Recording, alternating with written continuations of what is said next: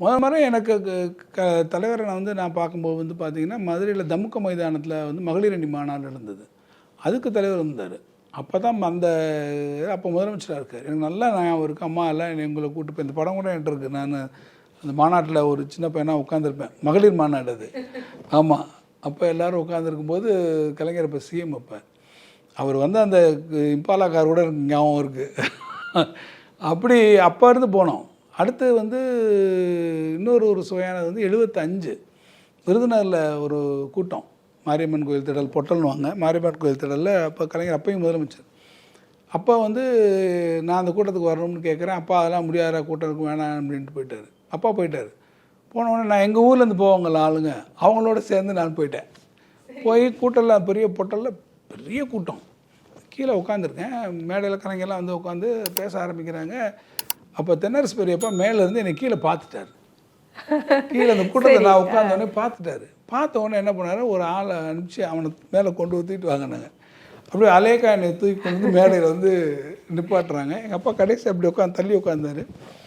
கலைஞர் கலைஞர் பக்கத்தில் ஒரு மாதவன், அன்றைக்கி ஒரு தொழில்துறை அமைச்சர், சட்ட அமைச்சர், இந்த பக்கம் தென்னரசு பெரியப்பா உட்காந்தார். உடனே என்னை தென்னரசு பெரியப்பா கூப்பிட்டு பக்கத்தில் வந்தோடனே கலைஞர்கிட்ட இப்படி பக்கத்தில் இப்படி நிப்பாட்டி, இது தங்கப்பாண்டியன் பையன் அப்படின்னு சொன்னார். உடனே கலைஞர் அப்படியே ரொம்ப சந்தோஷம். உடனே தென்னரசு பெரியப்பாட்ட சொன்னார், பையன் சொல்லிட்டு சொன்னார், அவன் என்ன சொல்கிறான்னு கொஞ்சம் கேளுங்க அப்படின்னாரு. கலைஞருக்கு தெரியல, ஒரு சின்ன பையனை கூப்பிட்டு நிப்பாட்டுறாங்க. இவர் என்ன சொல்லிட்டு கலைஞர் உடனே சிரிச்சுட்டு என்ன சொல்ல போகிற அப்படின்னு கேட்டார். நான் கலைஞர்கிட்ட சொன்னேன், எல்லாருமே இந்த கட்சியில் நீங்கள்லாம் ஜெயிலுக்கு போயிருக்கீங்கன்னு படித்தேன், ஏன் எங்கள் அப்பா மட்டும் ஜெயிலுக்கு போகாமல் இருக்காரு? சட்ட எரிப்பு போராட்டம், விலைவாசி போராட்டம், இந்திய எதிர்ப்பு போராட்டம், இதில் எல்லாம் எல்லோரும் போயிருக்கீங்களே, பெரியப்பாலாம் போயிருக்காரு, ஏன் எங்கள் அப்பா மட்டும் போகணுன்னு தலைவர் வாயை விட்டு சிரிச்சுட்டார்.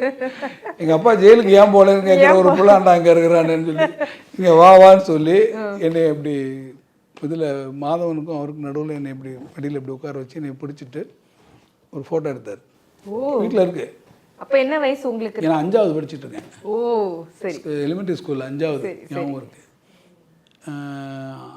அப்படி அந்த சம்பவம் எனக்கு இன்றைக்கும் மறக்காது.